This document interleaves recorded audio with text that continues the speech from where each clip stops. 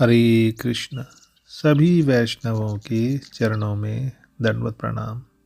प्रश्न है, जगन्नाथ भगवान ने सपने में किसको थप्पड़ मारा था और क्यों मारा था? यह कथा वृंदावन दास ठाकुर द्वारा रचित श्री चैतन्य भागवत के अंत्य खंड के 10वें अध्याय में वर्णित है। श्लोक संख्या 88। यह घटना पुरी धाम में ओढ़ना षष्ठी उत्सव के दौरान घटित हुई, जो जगन्नाथ जी के विशेष स्नान और वस्त्राभूषण का पर्व है।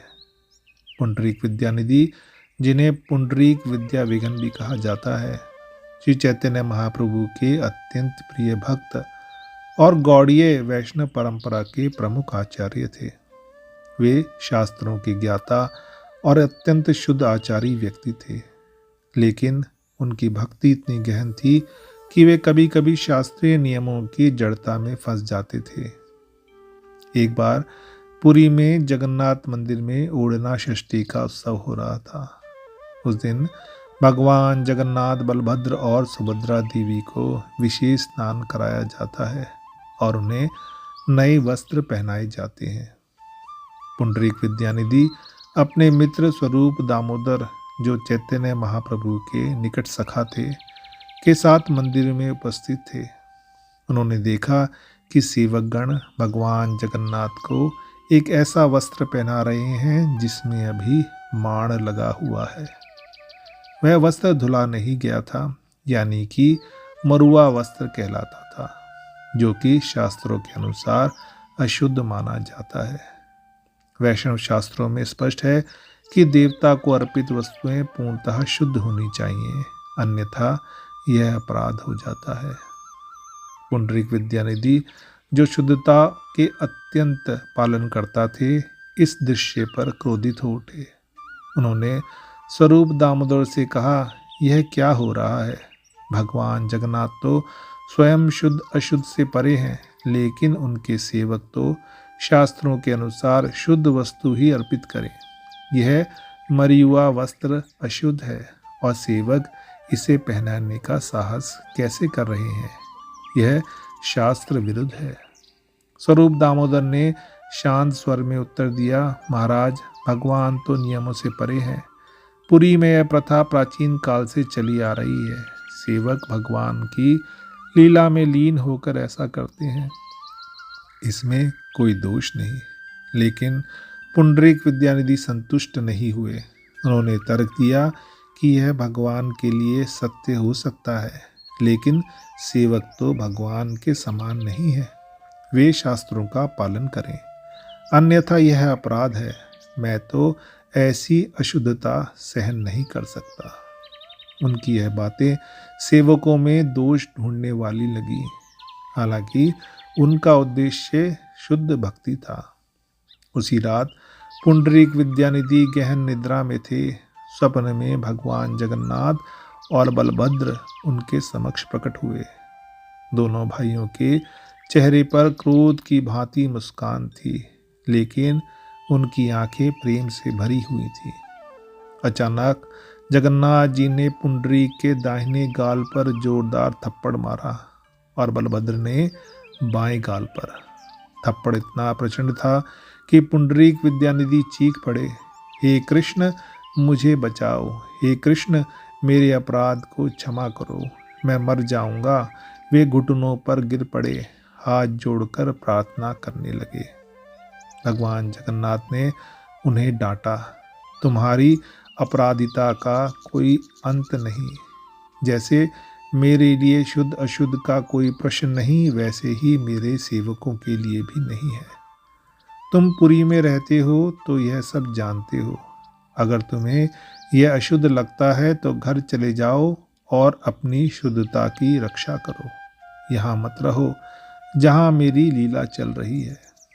पुंडरीक विद्यानिधि भयभीत हो गए। वे रोते हुए क्षमा मांगने लगे। स्वप्न समाप्त हो गया। अगली सुबह जब वे जगे तो उनके दोनों गाल सूजे हुए थे और थप्पड़ के लाल निशान स्पष्ट दिख रहे थे। वे दर्पण में देखकर स्तंभित हो गए। जब चैतन्य महाप्रभु और अन्य भक्तों को यह पता चला तो वे उनके पास आए। भक्तों ने गाल देखे और हंसने लगे, लेकिन यह हंसी प्रेमपूर्ण थी।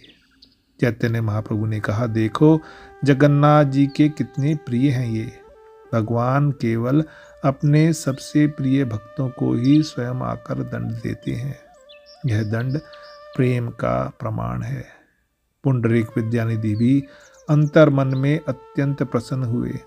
वे समझ गए कि यह भगवान की विशेष कृपा है, जो उन्हें शास्त्र की जड़ता से मुक्त कर रही है।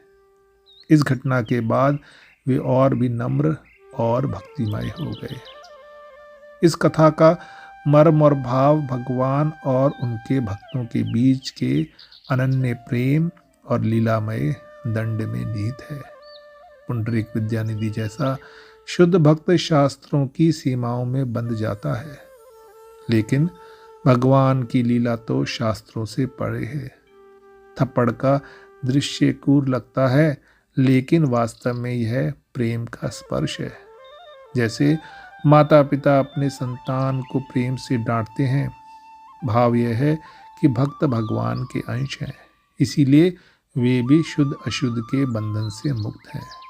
कथा में वात्सल्य भाव और सख्य भाव का मिश्रण है, जहाँ भगवान स्वयं आकर भक्त को सुधारते हैं बिना किसी द्वेष के। यह गौड़ीय वैष्णववाद का मूल सिद्धांत दर्शाता है कि भक्ति में शुद्धता बाहरी नहीं, आंतरिक है। इस कथा से हमें यह शिक्षा मिलती है कि भक्तों में दोष ना ढूंढें। भगवान के सेवकों को शास्त्रीय दृष्टि से परखना अपराध है। वे भगवान की लीला में लीन होते हैं, इसीलिए उनकी हर क्रिया पवित्र है। हमें वैष्णवों की महिमा गान करनी चाहिए, ना कि आलोचना। दूसरी शिक्षा यह है कि भगवान का दंड प्रेम का प्रमाण है। यदि भगवान स्वप्न या प्रत्यक्ष में दंड देते हैं तो यह विशेष कृपा है। यह भक्त को अपनी कमजोरी सुधारने का अवसर देता है और उसे भगवान के निकट लाता है। तीसरी शिक्षा जो है वो यह है कि शास्त्र से परे है भक्ति। शास्त्र मार्गदर्शक है, लेकिन भगवान की लीला उनसे ऊपर है। भक्त को नम्रता और पूर्ण समर्पण अपनाना चाहिए, ना कि जड़ नियमों की जकड़न। और चौथी शिक्षा है प्रेमपूर्ण सुधार। यह कथा सिखाती है कि सच्ची भक्ति में अपराध, क्षमा और आत्मचिंतन आवश्यक है। पुंडरीक की भांति हम भी अपनी भूलों को स्वीकार कर भगवान की शरण लें। यह कथा वैष्णव भक्तों के लिए प्रेरणादायी है, जो हमें सिखाती है कि भगवान का प्रेम कभी दूरी नहीं बनने देता, बल्कि और निकट लाता है। जय श्री चैतन्य महाप्रभु, जय जय श्री जगन्नाथ। हरे कृष्ण कृष्ण कृष्ण हरे हरे, हरे राम राम राम हरे हरे।